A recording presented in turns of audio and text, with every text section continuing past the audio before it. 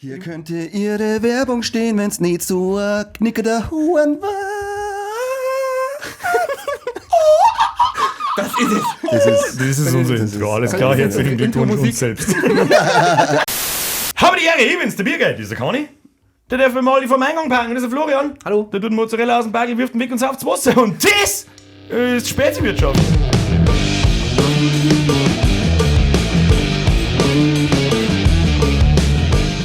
Ich möchte jetzt aber noch gern wissen, warum ich vor dem Aldi-Parkplatz parken darf, ob da Frauenparkplätze sind. Ja. Ich bin unschlüssig, ob es Frauen- oder Behindertenparkplätze sind. Das eine schließt das andere ja nicht unbedingt aus. So knapp waren wir noch nie vom Strike, glaube ich. Naja, die ersten 15 Sekunden, das funktioniert. Die ersten 15 Sekunden sind vorbei, ich kann sagen, was ich will. Behindert ist ja kein Schimpfwort, das ist immer Auffassungssache Aber für die Frau. Leute. Das Stimmt, ne? Das kann schon. Dieter Bohlen. Irgendwie schon. Irgendwie aber auch nicht. Aber hört auf, dass wir Gender assumed. Ja. Ja, Du bist das der ist wahr. S. Tatsächlich. Das weiß Als ich was, nicht. als was identifizierst du dich denn? Als geile Fotze. Herzlichen Der, die oder Glückwunsch. das Fotze. Das ist genau wieder was für Gegenüber, das ich hab. Wenn ich so einen geilen Typen hab, dann bin ich ja gerne Frau für ihn. Also bist du Also die so wie Fotze gerade. so wie ein Jensen Ackles, den von Supernatural. Unglaublich sexy Typ, den da oder der Henry Cavill. Ich wollte jetzt gerade sagen, es Bin gibt ich- nur niemals werde ich über das Aussehen eines Mannes urteilen, außer beim Henry Cavill. gibt's auch das das geile ist der Bild, wo du sagst- bestaussehendste Typ, den es gibt. Bin ich schwul? Nein, Henry Cavill ist einfach nur zu heiß. Ja, das ist absolut korrekt. Ah, ja. das stimmt. Oh. Das kommt ja Damals bitte mit unseren mal. Ständer? Das stimmt, ein Dischentee jemand davor dran. Magic. Wir haben den Zaubertrick Der drauf. Henry Cavill! Ja, so Ist- schaut die Personifizierung des Supermans Das ist wirklich wahr. Der ist geboren worden für die Ja. Rolle des Supermans. und darf nicht weitermachen. Wer ist der Traurig. Superman, Floki? Das ist der Mann mit dem S. Und was kann der Der so? mit dem S oder mit dem S? Der kann fliegen. Der kann fliegen. Der kann noch heißt viel das. mehr. Der hat auch viel Kraft. Und viel Kraft. Und das ist ein Superheld. Und Ja. super. Laseraugen hat er auch, wie der Heino. Ja. Und er kann durch die Wind schauen und alles hören. Er ist einfach brutal. Ja, er ist der einfach Super. Mann. Er ist ja der Superman. Er ist ein ja. 12 von 10, ja. Er ist overpowered wie wir. Ja, er ist wie Pretty Gibt es Woman für eigentlich die Frau. irgendeinen anderen halbwegs ernsthaften Superman, außer den neuen? Mal jetzt unabhängig davon, ob die gut oder schlecht sind, Du meinst jetzt Darsteller, oder der wie? nicht absolut peinlich war irgendwie, deswegen habe ich einen Superman auch nie ernst genommen. Also nie, der ist ein sauberes Gras einfach und Ding und keine Ahnung und ich weiß es auch nicht. Und er schaut einfach mit seinem blau-roten Kasperlanzug, schaut halt einfach aus wie Kasperl. Er hat zumindest in der Zack Snyder-Version nur mal seine Unterhosen über dem Gewand gehabt. Das war schon stimmt mal ein tatsächlich. großer Fortschritt gewesen. Das stimmt tatsächlich. Mir hat der Man of Steel hat mir schon gefallen. Ja, Muss ich ganz sehr ehrlich gut sagen. gefallen. Ja. Und als Witcher hat er mir auch gefallen. Kann Auch man sehr sagen, schade, was er will. dass das aufhört. Und wenn das alles so wahr ist, was sein Image so nach draußen ist, dass der fast seine Rolle als Superman verloren hätte, weil er gerade am WoW-Spielen war, dann finde ich das unfassbar gut. Also ungelogen, er hat einen Anruf verpasst, weil er beim WoW-Zocken war und da war der Agent dran, der irgendwie gesagt hat, so, ja, hier Superman-Rolle. Er ist also Nein. geil, da hat so, ich weiß jetzt nicht, welche Schauspielkollegin von ihm, die bei Witcher dabei ist, hat gesagt, dass der Henry Cavill einfach ein wandelndes Witcher-Lexikon ist, weil da sind Szenen drauf worden und dann sagt er so, ja, aber warum sagen die nicht so wie der Geralt im Bierchen auf Seite 2 nicht so und so weiter, das dann. Das muss ein totaler Freak sein, was das so geht. Gut, man weiß halt nie, was wirklich der Grund ist, warum er vom Witcher geht. Die Leute bei Netflix oder bestimmte Personen bei Netflix, glaube ich, sagen, denselben Scheiß wie halt immer, er war irgendwie frauenfeindlich oder sonst irgendein Dreck halt. Irgend so ein Bullshit hat es jetzt geheißen, Ja. aber ich glaube, dass es einfach heißt, weil er eben als Superman ja zurückkehren Und wollte. Wo es Das, ja auch glaube ich, schon, ist der eigentliche Grund. wo es ja auch dass schon er- angeteased war, beim Ja. Black Adam kriegt er seine Post-Credit-Scene als Superman, kommt er Das zurück war und jetzt ein bisschen dann. gespoilert, aber das ist. Es ist ja wurscht, egal. weil es ins Leere läuft. Weil ja dann Ja, 3 gut, Wochen das stimmt. drauf heißt er so, okay, Henry Cavill bist rausficken. Ja. Und das, glaube ich, ist der eigentlich wahre Grund, so ein bisschen, warum er die Rolle von Witcher in Staffel 3 abgibt oder abgeben hat. Ja. Und aber so offiziell heißen tut es auch von ihm selber wahrscheinlich auch, dass einfach in Staffel 3 so viel Schandluder mit dieser Story getrieben wird, dass er sagt, das mag er nicht mehr. Das habe ich auch gelesen. Also ich habe zwar von ihm selber kein Statement nicht gehört, aber man hat es halt gelesen in so ein paar Foren, dass Ja. er gesagt hat, er macht das so lange sie sich ordentlich an der Story orientieren und so. Und das war anscheinend ab der 3. geht es weiter weg. Ich habe die Bücher nicht gelesen, ich kann das leider nicht beurteilen. Ein Bücher habe ich gelesen, aber ich habe halt hauptsächlich die vor allem den zweiten und vor allem den dritten Teil Den gespielt. dritten habe ich auch intensiv. Und da fällt es auch eigentlich jetzt schon. Ja, Ja gut, aber die Serie, die ist ja, weil das muss man irgendwie extra sagen, hat's geheißen. Die Serie orientiert sich nicht am Spiel, sondern rein an die Birche. Und jetzt kann ich aber da mit, ist aber. jetzt kann ich mit der Story da überhaupt nicht mitschmerzen, weil ich eben nicht gelesen habe. Aber ich kann nur Jetzt fällt sagen, mir ihr scheiß Namen nicht ein. Seine große Hassliebe. ja, Brienne hätte jetzt mal gesagt, aber das ist die von Game of Thrones. Nein, ist nicht, aber es darf irgendwie auch passen. Ja, wie heißt denn da gerade die Schwarze? Ja, Ich hätte es gerne singen, wenn schon. die schaut ein bisschen aus wie eine Mexikanerin. Ich weiß jetzt Ja. nicht, wie ich es anders sagen soll. Sie ist auf jeden Fall keine farbige, aber sie ist in diese fast Latina. Ja, Das ist aber halt weder im Bier noch im Spey. Aber gut, das interessiert eigentlich kein Sausenlang, es gut spät. Im Prinzip interessiert es mich nicht, aber wenn jemand darüber schmerzt, man lege Wert darauf, dass es ist, wie es sein soll, ist es halt nicht. Dann Aber kann ich ich glaub, einen dass das- Protagonist oder eine Ja, aber Protagonistin ich glaube dann. nicht, dass der Henry Cavill gesagt hat, das ist mir zu dunkel, mit dir spiele ich nicht. Jennifer!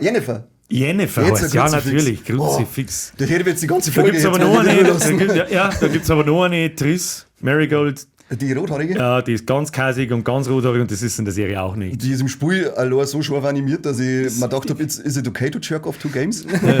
Spätestens wenn er es auf dem Einhorn zusammen. Ja. Was? Da war bei, Du mir hast ein bisschen keine so, Ahnung, gell? war bei mir ein bisschen so Florian enttäuschend. ist schon wieder In der Serie man verloren. dachte so, jetzt kommt ein Trist. Und dann sehe ich, wer kommt da so, oh no! Oh no! Jetzt darfst No. du's. Nein. Aber weil der Cavill ist auch da. Und wieder rein. Das ist das Einzige, was ich nicht als schwul bezeichnen darf. Sehr gut. Und ich finde, der war der geborene James Bond. Das War darf ich, auch geil, noch, ja. darf ich auch noch gern sehen. muss Hast du ich den ganz ehrlich Goldenen sagen. Ankel gesehen? Ja. Und da finde ich, Es sehe ich ist sofort, der nah war dran, ja, ja. genau, er war so Nah ein richtiger dran. James Bond-Typ. Ja. Ja. Das in so einem Film auf alle Fälle. Ah, Das sehr kann schade. sehr Aber gut jetzt darf er sein. ja Warhammer, oder? Verfilmt jetzt für Amazon.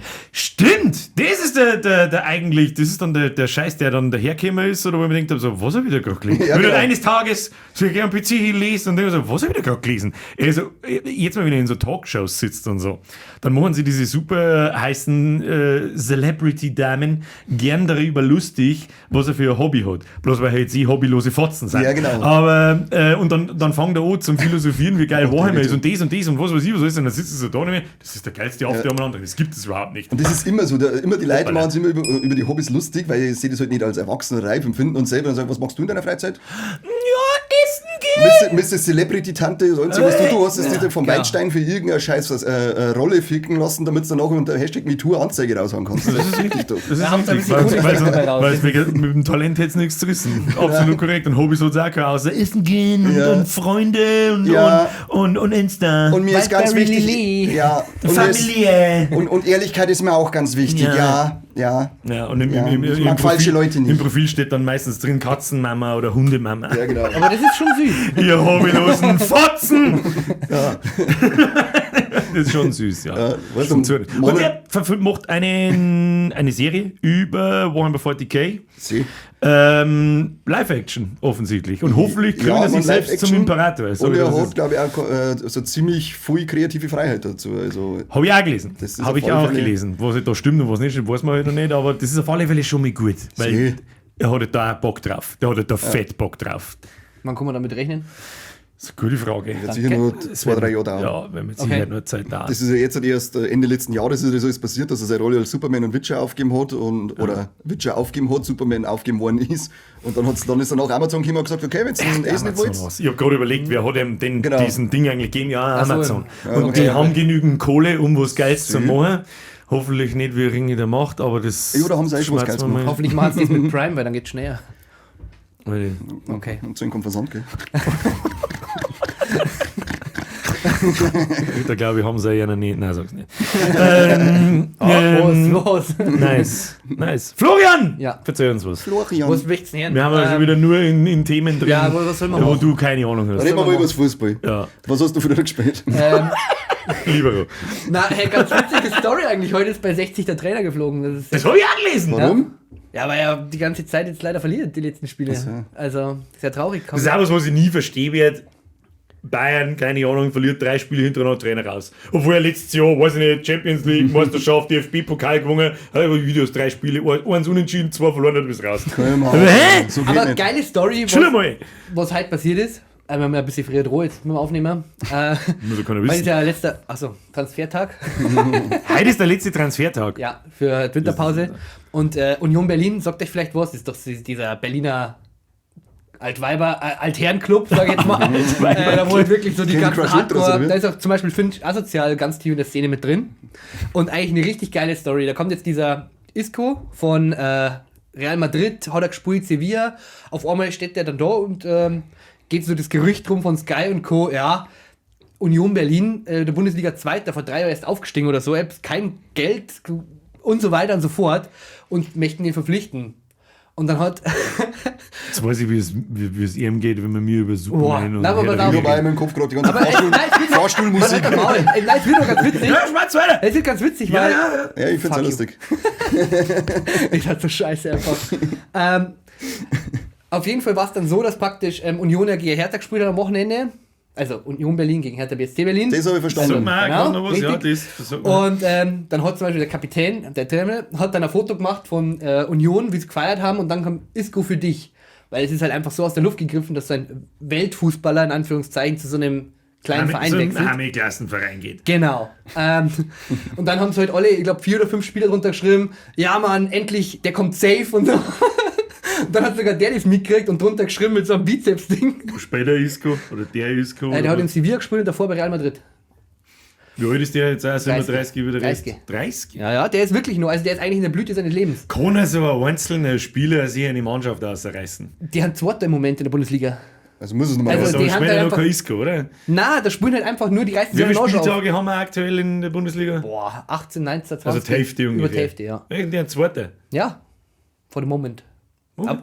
Und das Coole kommt aber eigentlich noch. Der erste ist, frage ich nicht, was sowieso immer dieselbe Scheiße ist. Ja, aber 2 Punkte oder 3-1 gerade. Also das passt Langweilig. eigentlich. Es war Holfing, oder? Auf jeden Fall hat Finch asozial Ja, dann eine schon Story Garniker. gemacht halt. Oder gehst dann auf Nacht. F-Jugend. Spielvereinigung Garniker mit Hickeln. Bin ich immer noch Mitglied und so im Jahr 20 Euro, ich Mango. Hast du recht, Alter. Irgendwer muss Ja, ohne ihn Scheiß, ja, unterstützen, seit ja. 2005, glaube ich, oder so. Ich glaube, ich bin auch noch Mitglied beim FC Dingolfing. Ich glaube, ich bin nur bei Holfing, weil jeder hört einfach nur auf, aber nie gekündigt, dass er Mitgliedschaft. Aber ich Ja. zahle Ich weiß gar nicht, wo ich da hingehen müssen zum Kündigen. Die Weiß nicht. Da wirst du geil, da geh ich nicht hin. Das sprichwörtlich gell? Ja. Wahrscheinlich, ja. bin ich raus. Wie, sie wollen aus ihrem Verein austreten. Einfach, Fucking Fußball. Alter. wo ist denn der Bobic, oder? Freddy Bobic heißt Der ist rausgeflogen bei Hertha. Ja, Jetzt die Tag. bei Hertha war der. Weil ich habe das geile Interview gesehen. Wenn sie nochmal sowas fragen, dann klatsche ich hinein. Weißt du, zu dem Zeitpunkt, wo der Freddy Bobic, der Giovanni Elber und fuck, wird der dritte geheißen. Das dynamische Dreieck beim VfB Stuttgart, ich glaube 96 oder so. Frag mich nicht. Da hat mich das letzte Mal für Fußball interessiert. Und der Elber hat immer weiße Fußballschuhe gehabt und die wollten wir immer alle haben. Und er hat immer Fallrückzieher gemacht und so einen Scheiß wollten wir immer machen, haben wir nie geschafft. Ja, ich habe einmal geschafft. Haben wir geschafft. Bei dem NES Nintendo. Ja, wenn man AB gleichzeitig drückt. Ja, genau. Und dann die Leute mit Bei die. Sepp Meyers World Championship, da wo statt Elfmeter schießen, Elfmeter scheißen. Ja, das war super. Und immer wenn die Elfmeter Leute so scheißen. zusammen, das war so eine geil dumme KI am Super Nintendo. Das war einfach ein Batzen an Leuten, die irgendwie umeinander gelaufen sind und nicht so wie heute, wo halt wirklich Positionen eingehalten werden. Und jedes Mal, wenn jemand zusammengelaufen ist oder kollidiert ist, auch Spieler, die gar keinen Ball nicht haben, gar nicht tun, hat so ein gegeben. Und das ganze Spiel ist bestanden aus Elfmeter scheißen. Ja, herzlichen Glückwunsch, best game ever. Das Beste war das auf dem NES mit den 4 Fettsack manchmal, wo es das umputzen hast können und dann sonst am Platz liegen bleiben und am Kreis Hat es für einen Gameboy Ja. auch gegeben. So wie für einen Gameboy. Das war so geil. Das waren Da das haben wir Spiele. immer A und B gleichzeitig drücken müssen und haben so einen Superschuss gemacht und da hat es so verschiedene Sachen gegeben. Einen geraden, einen so einen Zickzack-Schuss, und so einen Ich Scheiß. glaube, das hat jedes Land hat da seinen eigenen Special Move gehabt. Das glaub kann sein, ja. Ja. Und der einfachste war einfach, du schießt gerade als 4 alle, die den Weg stehen, hin. Und Ja, dann hat aber ist es immer ins Tor funktioniert. gegangen. Ja, aber was ist das aber für Behinderung? Ja, hast du Na, brutal eigentlich ist geschossen. es gut. Krieg du mir so einen Ball am Kopf, ohne. Genau. Hab ich mit Sicherheit. aber Wenn du das- da aus 50 Metern mit Fallrückzieher einen Ball in den Kopf kriegst, dann ist da mal leck. Hey. Da- Du hast eine schöne andere Frage nur auf deinem Gerät mit dabei gehabt. Ich habe ganz viele Schön. andere Fragen auf Ja, meinem Haus, Gerät. Alter. Schlaft ihr mit geschlossener oder offener Schlafzimmertür? Ich liege meistens im Wohnzimmer. Ah, fuck. Wenn ihr ins Bett Ich geht. bin auch täglich auf der Couch verdonnert, was soll ich machen? Mann, ihr habt Aber doch ein scheiß da hat Schlafzimmer. 2 Tieren drin. Ja, mit zu. Echt? Ja. Mir ist scheißegal. Verstehe Wenn, die Frage nicht. wenn Freunde Echt? Wenn Freunde nicht zumacht, ist mir das wurscht, ob die offen oder zu ist. Also da habe Okay. ich überhaupt keinen Schmerz nicht. Aber Okay. ich hätte jetzt eher gemeint, du fragst dann sowas, ob man knockert oder mit T-Shirt oder so, ob sie schlafen. Also was Interessantes, Auch was eine gleich gute hin. Frage. Schlafst du knockert? Nein. Im Sommer ja. Im Sommer, nein. Aber das Problem ist eigentlich immer der erste Dog, wenn du den ersten Dog nackert schlafst, weil dann fühlt sich untenrum sehr komisch an. Tatsächlich. Aber ab dem zweiten Dog ist das komplett wurscht. Nein, also mindestens eine Unterhosen, weil ich nicht möchte, dass die ganzen Flecken im Bett sind. Also es soll doch Welche gesammelt. Ja, so von Nachtsamen ergüssen. Ja, du trampst halt Ich hätte gern intensiv. gern ja. Bremsspuren nur in der Hose und nicht nur in der Bettwäsche. Das war super. Wer Das bremst, ist- verliert, heißt es. Das ist echt grausam. Mit aufwachsen, mir ist das einmal passiert nach dem Volksfest. Habe ich da ein oder andere Messchen getrunken und bin heim. Und am nächsten Tag wache ich auf, weil man denkt, irgendwas ist an meine Füße so komisch, gell? Und dann wache ich auf und schaue über die Dinge so, oh, da hat mir im Bums auf ins Bett eingeschissen oder was? Kruzifix, ich hab mich so geschaut. Asozialer Das- Witz. Nein, ich weiß nicht, das war mir Nein, scheiß nein. Katz. Und Katz hat Ja, da eingeschissen. Also ich kann nicht sagen, aber Die ein Misskatze hat man- Katzenschiss sieht nicht aus wie der Ja, hallo, du eigentliche. wachst Du auf. bist da- trotzdem voll, das kapierst Ich würde nicht. sagen, du wachst auf, bist pumpenvoll und ich habe dann auch analysiert und gedacht, okay, es ist nur unten an die Unterschenkel, oben herum nirgends ist was, also kann es ja nicht von mir gewesen sein. Und dann sehe ich meine Katze auf der Seite so. Und Gelfert. Und Gelfert, ja genau. Und dann hat sie einen Elfer ins Maul gekriegt. Ey, Mistsau, weil ich habe erst einmal einen Panikanfall gehabt und gedacht, jetzt, wenn du wirklich jetzt selber ins Bett geschissen aus dem Schlupf, dann trinke ich nie wieder in meinem Leben. So gesagt. Ist das jemals passiert? Jemals passiert? Nein, Nein. mir nicht, aber Ich hab mir noch nicht Schon einmal mal- ins Bett eingespimmt. Nicht mal das. oh mein Gott, ich schon. Ich schon. Aber ich hab das war eigentlich ganz gediegen. Ich hab praktisch so immer ist ja links keiner. im Bett, eigentlich immer so ein Bettdecke gehabt, die war zusammengefalten. Und anscheinend habe ich dann mal im Suff einfach so, du denkst, hey, hab die wieder drauf, das hast du halt dann auch nicht gemerkt, ne? Das passt. Wie der andere, der beim Bekannten aufs Klo gehen wollte und ist an den Schreibtisch hier und hat Tastatur in die Hand geklappt und hat brunst und hat wieder zugeklappt und hat es wieder hingelegt. Das ist dann erst am nächsten Tag aufgefallen. der Wie. Bürgerin hat einmal jemand. kleine Leck, das ist ja krass. Also, das ist ja Ewigkeiten her, da haben sie alle noch daheim gewohnt. Und man hat sich halt schon kennt, da waren wir noch nicht zusammen, aber ist ja wurscht. Und sie und ihr Bruder haben aber getrennte Zimmer und wir waren mal bei ihrem Bruder halt hinten und haben da gesoffen und Scheißdreck gemacht und was weiß ich. Und sie hat hinten geschlafen. Und irgendwann geht halt einer, es war eigentlich gar keiner Fall, ich habe gar nicht so ganz verstanden, warum der überhaupt da war, aber ist ja wurscht. Und dann geht, der wollte aufs Klo gehen, war halt ratzenvoll. Bei uns hinten hat er geschlafen, dann steht er auf, geht raus und geht halt aufs Klo. Tut aber halt nicht, sondern geht genau ein Deal gegenüber, geht zur Bürgerin ins Zimmer rein, stellt sie vors Bett hin, macht das Hosendiel auf und fängt pissen an, währenddessen sie drin liegt. Und pisst halt alles voll, was da Heilige ist. Scheiße. Geil, Alter. Weil er es nicht mehr kapiert hat vor lauter Dingen. Ich meine, er ist am Klo. Okay. Golden Shower. Ja. War ist eine nette Geschichte, die wird da immer wieder mal gerne auspackelt. So, der hat einmal ins Bett eingepisst. Hat sie Ja, seitdem ja. einen Fetisch? Nee, eher nicht. Okay, Eher nicht. dann ist das Ja, einfach. aber da auch an dem, die Geschichte hat man halt mal gehört. Das im, Dann weißt es du selber, sagst du. Nein, es ist- nein, Alle nein, leider nicht. Urban Legend.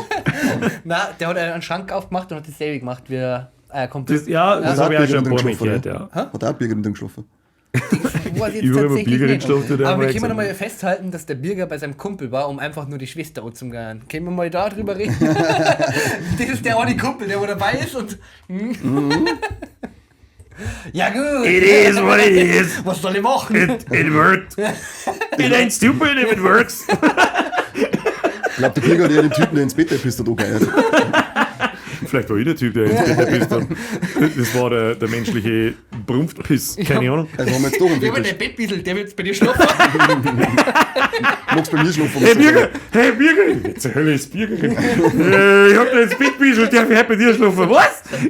Das war ein guter. Liebe Zuhörer und Das ist ja Zuschauer, das eigentlich- gibt zum Ausprobieren, ob das Das ist ja funktioniert. eigentlich dann das Gegenteil von dem Typen, ich hab mir ins Bett geschissen, kann ich bei dir schlafen. Ich hab dir ins Bett Ja. gebrunst, kannst du halt bei mir schlafen. Ja. Das ist eigentlich super. Ja. Ich Das sollte man hab machen. da öfter. jetzt ins Bett einbrunst, kannst du halt bei mir schlafen. Das machen wir. Was du magst. Boah, das ein ist eine guter. richtig gute Ja, Idee. das ist ein richtig guter. Also bitte probiert das aus. Und Den Angebeteten einfach hingekommen, ins alles ins Bett suchen und dann anschauen und sagen, hey, funktioniert in Ihr- 2 von 3 Fällen. Ihr braucht euch aber nicht wundern, wenn sie angepisst ist. ja! Da ist er wieder. Warum hältst du die Nasen zu? Hoffentlich der stiegst Wenn man schlecht wird bei dem Scheiß. Zeit wird's. Okay, also wenn So sie scharf, schlecht Zeit so scharf kann ich Wir mit haben Gin ein- Tonic machen, dass ich das Wo aussieht. waren wir? Beim Schlafzimmer mit der geschlossenen Tür oder offen? Knockert schlafen Ja, dann. das war Und dann Knockert schlafen. Genau. Und ich tue, also im Sommer habe ich Minimum Shorts so und im Winter T-Shirt und Shorts und mehr Breite. Nein, Okay. ich immer Shorts. Nur, also egal aber- wann, immer nur Boxer. Habt ihr dann Shirt. Fenster oder Tür, Fenster auf oder zu? Oder hat es das sein? Im Winter zu, einheizen der man nicht. Gibt es auch Leute, weißt Im Sommer gekippt. Und im Sommer ist Sperrangel weit offen, weil es nicht der Box, sonst wenn es halt alles ist. See. Okay. Ja, aber ich mache im Winter, habe ich auch Steini. gekippt zum Beispiel. Da die verrecken. Jetzt auch, wenn es dann jetzt im Februar minus 20 Grad hat. Ja, ist immer gekippt. Draußen nicht. Tatsächlich. Doch? Ja, aber dann gefriert es doch da drin. Nee. Bist du mit dem Säufer schon mal am Kissen festgefahren? Das Nein. ist Ich kenne jemanden, der schon. Da Ja, waren wir das zwar in war einem ein Festival. So geil. War ein Festival, totale, alles komplette Verwüstung und irgendjemand hat, ja, jeder hat im Auto geschlafen oder irgendwas, war eiskalt. Es war wirklich so, es hat ja gefroren einfach, so eiskalt. Weil war's. man blöde Zeit hat. Und dann ist da jemand, der hat halt einfach draußen geschlafen auf die, ich glaube zwischen zwei Campingstühlen und einem Pavillon und hat so geschlafen so. Und dann ist er, ohne ungelogen, dann ist ihm der Säufer da so oben und der hat sich halt dann so gesammelt auf seiner Brust und der ist gefroren. Geil! Richtig geile Nummer. Das ist so von einer anderen bekannten Autor, die ist da mit die Horn Bono gefragt worden, oder? Das habe ich auch irgendwo gehört mal, ja. Das Wo der hab ich Kopf, nicht mehr glaube ich, auf aus dem Schirm. Zelt rausgeschaut oder so, weißt du genau, und dann sind Horn Bono angefragt worden. Das aufsteht. Ja, hat zum merkt man schon wie harte Zeit. Dann weiß ich noch jemanden, den weißt du wahrscheinlich auch noch. Fällt mir jetzt gerade ein, das hat jetzt nichts mit der Geferie-Geschichte zu tun, aber es glaube ich war Einhauzenberg. Da war ein kleiner Mann, der hat immer gern gestänkert und dann die anderen Viere geschickt. Weiß ich nicht, da ist er einfach rotzenvoll oder zum Pissen müssen. Ja. Und dann ist er irgendwo zwischen die Autos umeinander gesteuert und irgendwo umeinander und irgendwann waren dann bei den Nachbarn hinten. Und die haben da gesessen, das muss ich dazu sagen, das ist wichtig für die Geschichte. Sieh. Und dann ist er da gekommen so, einfach dazu so, ja, servus, packt seinen Schwanz auf und pisst den am Tisch hin. Einfach hier so, stell dir vor, da kommt jetzt jemand von der Seite so, da stellt sich da her, dann packt er da seinen Schwanz aus und pisst da alles voll. Kommentarlos. Ach du Scheiße. Alles war unangenehm. Vor allem, weil er da. I Robot! Da kommt einfach der Staubsauger und sagt, bübli, büb, büb, du kannst meine Vor allem, weil Pflanzen es doch einer so geil abgestritten hat dann. Ja! Und dann ist so abgestritten worden. Ja. Ich meine, die haben 5 Likes gesessen, die haben das einfach, die haben 1 Meter daneben gesessen und Warum sollen sie zugeschaut. das erfinden? Ja, genau. Und warum sollen sie es erfinden? Ganz nett. Ja, Festivalgeschichten wieder mal. Festival haben wir uns schon mal unterhalten. Das ist eigentlich vielleicht, weiß nicht. Weiß nicht. Heime hätte ich wieder mal. Fahrt ihr dieses Jahr auf ein Festival? Ja, Eventuell wieder, ja. ich spekuliere mit dem Full Force und mit dem Summer Breeze. Mir stickt irgendwie gar nichts. Habt ihr in Eichendorf so ein Festival, das ja gekommen, gell? Was ein Inzestfest, was? Na, da kämen also schon, also in Ordnung, da kämen schon so einigermaßen coole Acts, also für die jüngere Generation. Wo zum Ja, die Beispiel- kennen das nicht. Also HBZ, die werden eigentlich nichts sagen, zum Beispiel. Die machen einfach so ganz viele Remixe zum Beispiel. Also praktisch wie Die der ganzen- DJ von der Jason Adderley Party Hannes- vor 20 Jahren in Wojersdorf. Sowas machen wir. Vor 20 Jahren war ich Der nie DJ neben Waschbär. Wojersdorf zum Glück. Ist es ein DJ, der da kommt? Zwei haben Und das, der ja. legt dann eine Musik auf gedrückte Knöpfe und die Leute freuen sich dann in Eichendorf. So in etwa, Okay, ja. herzlichen Glückwunsch, Und dann kommt Eichendorf. halt, glaube ich, noch Revolverheld und sowas, aber das ist halt dann so. Revolverheld. Ah, Das ist schon ist gut. zumindest, man kennt es. Ob es gut ist oder nicht, ist mir da Ja, wurscht, ist super. aber man Beste kennt Band es. ever. Beste Band ever. Was Ich meint lass ihr für so? dich das Licht an, auch wenn es mir jetzt so hell ist. Ich Mann, höre ey, mit du dir bist halt Platten, richtig in die ich Singlaune. nicht mag. Und ich denke mir, halt doch dein Ja, Maul, das ist ein richtig du dummer klasse. Trottel. Halt doch dein Maul, Ich du kann dummer dich- Trottel. Ich kann die Scheiße echt nicht mehr hören. Ja, das ist wieder so eine Friede, Freude, Eierkuchen-Scheiße. Nein, das ist, habe ich keinen Bock drauf. Ich weiß halt gar nicht, was ich noch für Bands singen Ja, mehr, fahr was mal hier und mir... dann pogen wir voll. Wenn Schlagen wir er alle dann zusammen. vorne so einen Schnulzen singt, dann schreiben wir mir Sackelbett! Und dann fangen wir an, dass wir Kleidung Ja, anschubsen. dann haben wir die einzigen zwei, die im Kreis laufen, wie die zwei Vollmongos. Also weit laufen Die nicht. anderen stehen da und fehlen sich was. Genau. Bist du verwandt mit mir? Ja, weiß ich. Der Mann ist mein Bad. Was? Okay. Ich weiß nicht, wo dieses Klischee herkommt, aber ich find's lustig. Ja. Was ist dein Lieblingsfrühstück? Ich klaue jetzt einfach deinen Scheiß von Oh. Ding. Ja, was? Mein Kurz Lieblingsfrühstück. für das Publikum, die Frage hätte sich der Florian überlegt. Und, Wer ist der Florian? der Floki, Entschuldigung. Halt dein Maul. Mit wie viel G? Mindestens 3. Ja. Gut. Ab in die Kommentare. Na, C. der hat sich nicht. Er hat's auch nicht. Nicht. Nee, weiter geht's. Frühstück Oder machen. die dünnste Flo. Lieblingsfrühstück, also generelles Frühstück oder wenn du jetzt ein Buffet hättest, das was du zuerst nehmen darfst, wo du am meisten Bock drauf hast. Ich frühstück nicht, Themawechsel. Gute Frage. Deswegen hab ich's dir erklärt. Bei mir war es eigentlich gut mit dem Kaffee. Das ist das Einzige, was ich in der Früh Ja, habe. wie heißt französisches Frühstück? Nein, das ist französisch Duschen, das ist einfach nur Deo rein und fertig. Was ist Kaffee und Kippen für Frühstück? Hab ich Ja, gibt's da einen soziales Begriff? Hartz IV. Also, als Fliesentischfrühstück. Ja, ja. Schon gut, oder? Nein, nochmal die Frage bitte wiederholen. Du hast doch die Frage gestellt. Na, also entweder gesamtes Frühstück, jetzt irgendwie keine Ahnung, das ist Sag so. halt einfach, was du gern frühstückst. Ja, einzeln oder gesamt?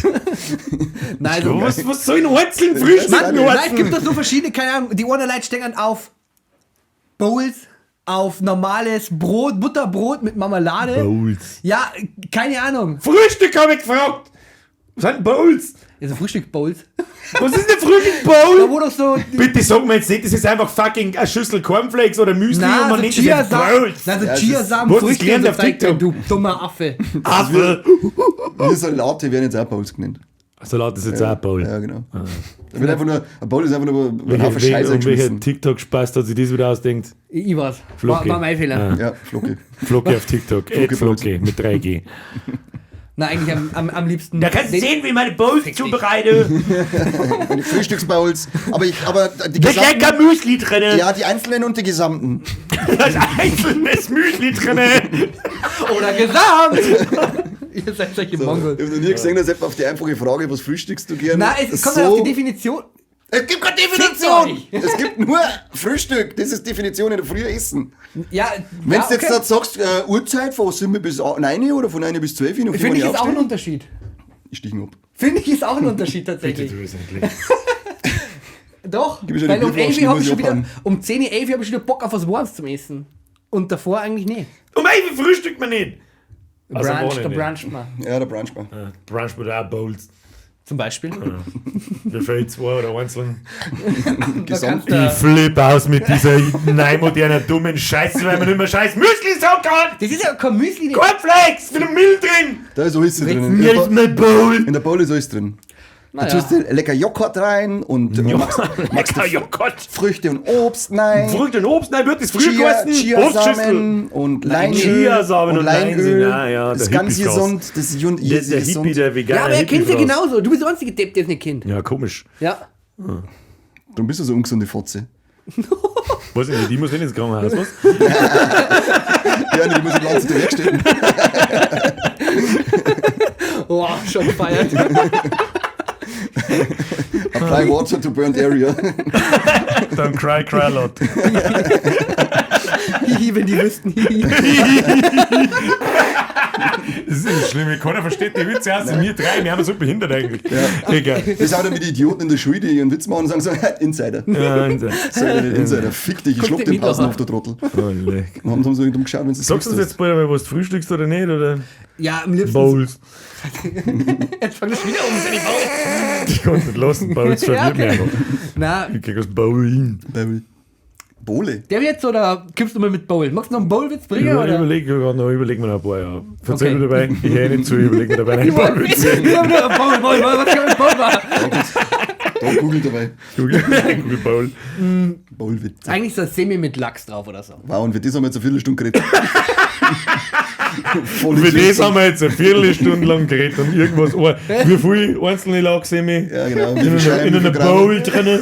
Da tun wir kein Semi nicht ein. Ja, wenn du möchtest schon. Außer zum Ja, Durchziehen. ich meine, in der Bowl kann man alles sein, was aber ist dein Joghurt mit Lieblingsfrühstück? Halt dein Semi. Maul jetzt Mein bitte. Lieblingsfrühstück, soll ich es kurz machen oder soll ich die Florian-Variante machen? Das mach ist mal mir meine scheißegal, Variante. ganz Ich hätte ehrlich. Ich hätte das auch mal gerne wiederleben, wenn einer so einen Scheiß hat. Nein, ich hab eigentlich kein Lieblingsfrühstück, ich friss alles. Schau mich an. Okay. Hauptsache gut für den Bizeps muss sein. Also kein Salat. Okay. Wann kommt der? Weiß ich noch nicht. Okay. aber der kann nicht, der gebärt Wieso gar ist nicht bei für dir der Bizeps. Bizeps unten anstatt? Oh, hä? Was? Was ist bei dir? Ja, Bowls. Okay, passt. Okay, der kam so schön stumpf. Ich hab den gut gefunden. Ja. Lacht's auch. Nein, der lacht keiner. Da lacht Mein keiner. absolutäres Lieblingsfrühstück ist Speck und Ei. Kann ich. Nimm den. Ich hab gerade ein Ei. Das Ja, sind wir dann- zwingen. Gar nicht. Das ist Ich mach das immer so, also ich generell frühstücke nicht. Gut. Tue ich nie, habe ich noch nie da, seit der Grundschule schon nicht. Wir haben einfach damals nichts zum Essen gehabt, da haben wir das so gemacht. und ich kann auch in der Früh nichts essen, weil mir schlecht wird. Da habe ich gewartet, meistens, weiß ich nicht, wenn man in der Früh 10 putzt, habe ich den ganzen Tag, den ganzen Vormittag, den Zahnpasta-Geschmack im Maul. Und ich hasse es, wenn ich dann was trinke und was isst. Zum Kotzen. Zum Kotzen. Spült Deswegen dann ist nicht ja mit nichts. Wasser aus. Du siehst es mir einmal, weißt. Er schmiert ihn nur zusammen da hier und da. Ja, Richtig ich greislich. weiß nicht, wir putzen hier 10. Ich so. Ich gar nicht, ich nehme das T-Shirt und dann Das Gute. kann ein Festival jetzt auch mir vorkommen. Ja, sein, ja. ja, da T-Shirt drüber. Fick ist. Schöner Pfeffi. Boah, lecker das Genau. Asoziale, wenn Leute so wegen Zahnhygiene betreiben, dass sie einen Belagstext drauf legt, der Kotze, wenn einer so neben mir sitzt. Der Mädel hat seine 10.000 an der Zahnfee. Pfui Teufel. Da habe ich ein paar so Kandidaten schon neben mir gehabt, wo mit der redet und grinst die an und dann hast du, was weiß ich, einen ganzen Teppich gelandet. Was ist mit dir? Ich kann doch mindestens einmal in der Früh Zähne putzen. Ja. Wenigstens das. Mindestens, ja. Genau. Oder eben das T-Shirt schnell drüber, irgendwo, aber das, oder mit dem Fingernagel runtergrein, das irgendwo, das in die Lage runter. Darf ich jetzt endlich erzählen, was ich in meinem Bowl tue? Ja, erzähl uns. Was war dein das perfekter ist Bowl? das richtige, das ist also ein 4000 Kalorien Bowl. Richtig gut zum Pumpen. Richtig geil zum gut. Reinpumpen. Und dann noch 200 Kilo. Ich nehme ein Beinpresse. Pfandl, eine große Pfanne, dann tue ich da ein ganz Backel Spee rein. Ein normaler oder ein Wok? 100 oder 200 Gramm? Eine normale Pfanne. Okay. 100 oder 200 Gramm, ich weiß nicht, wie viel da drin ist, 150, glaube ich. Okay. Sorry, Ich meiner. weiß nicht, mehr passt nicht ein Bowl. Und dann lege ich da die Pfanne aus damit, dass die flächendeckend zu ist mit Speck und dann tue ich da 3 Spiegeleier drauf. Und dann musst du es ein bisschen zurechtdrücken, weil da geht kein Hitze nicht durch, damit das gleichmäßig schön gut wird. Und dann tue ich mir noch toasten und dann auf die Pfanne und dann vermischt das Eigelb, das noch flüssige da oben drauf ist, voll der Gatsch. Und ballerst das jetzt mal, gell? Okay. Ja. Schon gut. Andere Leute sterben, deswegen stirbe ich zwar wahrscheinlich auch mit 42 an Herzverfettung, aber das ist mir egal. Liebevoll nenne ich bist du nicht dieses Gericht 42? Amerikanki. Amerikanki. Warum Kanki? Weiß ich nicht. Amerikaner. Was ich irgendwie so eingebildet. Das typische amerikanische Frühstück besteht aus Speck und Ei. In Meistens Fachkreisen aber als Heartstroke genannt. Heartstroke. Echt? Nein. Ich hätte gerne einen Heartstroke in meiner Bowl.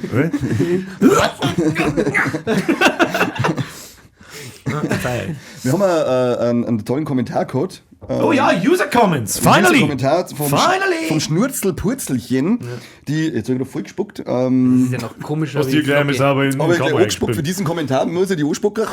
Die hat uns gefragt, ob bei uns einer das Dschungelcamp anschaut. Ja, also bei der Frage, schaut sich das Dschungelcamp an, wenn mich das jemand fragt, mich ihn anspucken. Ich Und habe bloß die dann Plastikfotzen gesehen, die da mit der Jolina, keine Ahnung, wie die überhaupt heißt, da ist ja, jetzt das das erste Mal eine YouTuberin drinnen und ob das nicht auch was für uns war nächstes Jahr. Und ja, Fucking Dschungelcamp. ich habe dann jetzt mal gesagt, dass ich lieber Urlaub in einem Krisengebiet mache, bevor ich das scheiß Dschungelcamp fahre. Du hast auch was Besseres zu tun, oder? Was war bei dir? Da mache ich lieber einen Kübelberg auf der AIDA. Und der Flo hat seine Bewerbung geschrieben. Und hab sehr viel Hast Arbeit. hast das Handy wieder da ausgemacht und gerne- hast weitergeschissen. Da bleibe ich lieber nur beim Scheißen.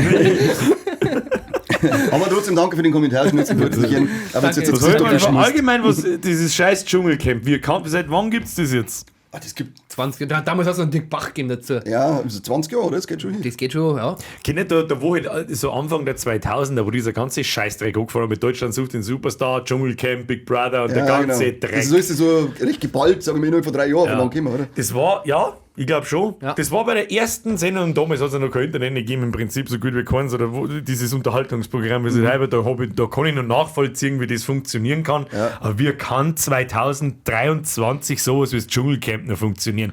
Da sitzt irgendeine AACDZ Prominenz drin, die kein Mensch jemand da kennen mich mehrere Leute, Ich glaube ich. möchte nicht, dass du Prominenz in den Satz einbaust. Deswegen sag ich ja, da kennen mich mehrere Leute, glaube ich, wie diese Affen, die wo da drin hocken. Und dann muss ich mir ständig irgendwelche Posts auf wenn ich mal durch irgendwelche Social Media Sachen durchscroll, von irgendwelchen Plastikfotzen anschauen und dann denke ich, der möchte mich verarschen, Alter. Was soll ich, warum? Also wie gesagt, ich weiß nicht mehr, wer da drin ist, weil das... 2 oder 3 kennt man vielleicht, aber auch nur eigentlich vom. Ich hab mitgekriegt, dass dann Costa Cordalis sein Bub drin ist. Ja. Und der Costa Cordalis ist ja der Gewinner des allerersten Dschungelcamps, wenn ich mich richtig erinnere. Trotzdem Da hab's auch ich noch geschaut, weil da hat's ja bloß am Fernsehen gegeben. Haben wir ja nichts gehabt. Also uns aber wurscht. das war wurscht, weil ich auch noch mal nichts Ah, gehabt noch mal habe. nichts Das gehabt. ist dann wurscht, Nee. ne? Ist so. Als du ins Dschungelcamp gehst. Na. Fand ich das Wie gesagt, da musst du Tiere essen, da sägst du den Kopf. Jetzt mal unabhängig davon, dass das Gespött des Landes bist, in 90% Das ist der ja Fälle. seit der Frage mit dem Frühstück. Na, Das da du so. Nee. Weil wir haben ja letztes Mal schon über exotische Lebensmittel gesprochen. Aber das da du dann sich eine Spinnen und so in dein Bowl. Der Paul-Gag wäre da nicht Ja, der ist, Der löst jetzt an Onkel Werner ab. Nein, da die tatsächlich nicht. Ich mehr dir gar nicht. bei mir war es nicht das Essen, sondern bei mir war es, wenn du da denkst, was denkst du da müssen sie aber einen Shell in so ein Aquarium reinhalten und dann machen sie es mit Viecher voll. Vergiss es, Alter. Ja. Vergiss es. Spätestens, Aber wenn da es ist ein ja- Spinn um einen anderen, hau ab. Aber es ist ja generell schon ein bisschen komisch. Also es sind ja nicht nur die Aufgaben, sondern generell diese, wie lange hat die da drin? 14 Tage, 3 Wochen, irgendwie so. Ich weiß auch nicht. Es ist, also ich Aber- halte da immer nur für ein Gerücht, dass die da irgendwo in Australien sind. Heute Jetzt für gehen wir ein Gerücht. Verschwörungstheorien. Ja, das ist eine Verschwörung, das ist mir wurscht, das ist einfach nur Scheiß Deppel-Fernsehsendung. Glaubst du, dass die da in Australien irgendwo an 500 Quadratmeter, ja gut, die größer ist wahrscheinlich eh nicht. Aber ja, ich glaube nicht. In Australien geht es jetzt eh nicht, weil da haben sie doch so eine mini-radioaktive Kapsel verloren, die sie jetzt gerade überall suchen. Das hab ich auch gehört. Das habe ich nicht gehört. Deswegen haben sie jetzt wieder eingeflogen und jetzt sind sie im RTL-Studio. Ja, darf mich nicht wundern. Ja. Oh. Das erklärt auch, warum sie so ausschauen, weil die warten so lange neben der radioaktiven Kapsel, glaube ich. Munkelt man. Die gewonnen hat.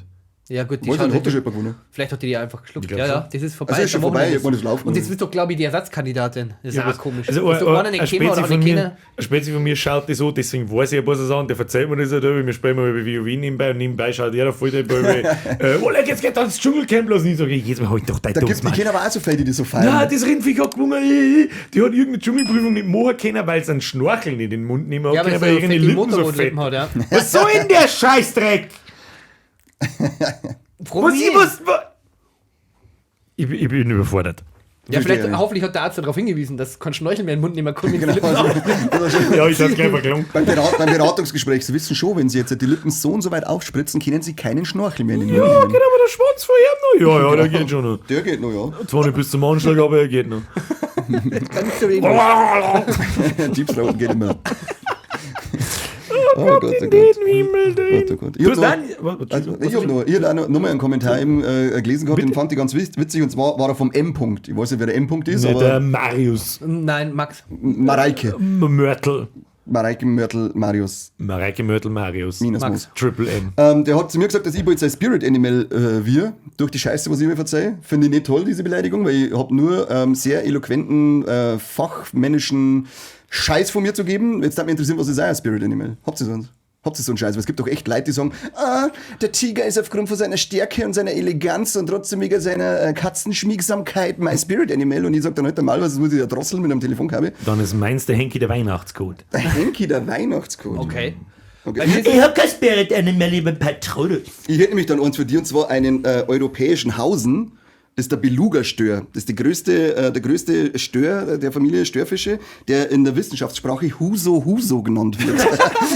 Wie lange hast du denn den Scheißdreck wieder Ich ausdenkt? hab's halt Du bist ungefähr- dann wieder in der Arbeit 4 No. Stunden beim Scheißen gehabt und hast irgendwas über den Huso rausgesucht. A, arbeite nicht.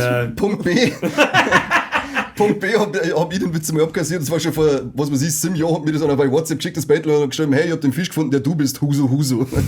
Also mein Spirit Und Animal den scheiß Spirit Animal. wäre Ariel die Meerjungfrau. Warum, Aber weil's nicht schwarz zu, ist? Nein, weil ich zu 50% auch aus Schwanz bestehe. so wie ein Aal, oder?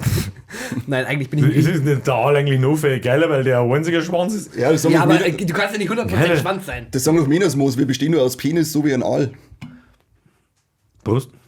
Nein, eigentlich bin ich ein griechischer Halbgott. Welcher Krise? Jetzt flippt Miezi da draußen wieder aus. Halt Und der Schwanz Fotzen halt Haupt. Nee. Tja, weiß jetzt auch nicht, was ich da verhalten soll. Ja, nicht, das Die war Skripte, die Witze, gingen gar nicht, kann ich. das war super. Jetzt dürfen wir uns so ein Miezi hören. Mann, Jetzt muss der mit sein. Ja, hilft dir nicht. Huso. Los mal mit Rollo. auf den Kopf, Da wieder gut. draußen nicht. Hilft dir nicht, traust dir nicht. Oh mein. Traust dir nicht. Ja, der Flo muss schnell gehen, muss Miezi machen mit zu. Oder du lässt es rein und lässt es aussehen. Kannst du auch mal. Kannst jetzt selber aussehen. Okay, tschüss, Miezi, tschüss. Ja, mit Haben wir sonst noch? Florian, du hast auch einen User-Comment mitgenommen, habe ich gehört. Welchen denn? Von wem denn? Florian ist wieder da, hi. Hi, hallo. Das ist auch ein bisschen dumm, Leute sagen zum Fragen, die gerade nicht am Tisch sitzen. Aber es passt irgendwie. Aber so ist er einfach. Ja, das passt irgendwie hier. Da. Was? So.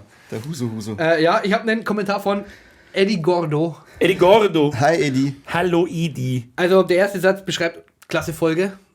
Ja, klar. Ja, aber du brauchst nicht sagen, das wissen wir. Zum Thema Ich hab Putzfrau. nach deiner Lebensgeschichte gefragt, oder was? Echt, ja. Wusstet ihr, dass den Max Mustermann nicht mehr gibt? War jetzt meine Frage. Ja, habe ich auch gelesen. Ja, Ich hab's einmal gesehen, ja. ja. Lies fertig. Der, die das oder wie auch immer, heißt jetzt Manu Musterperson.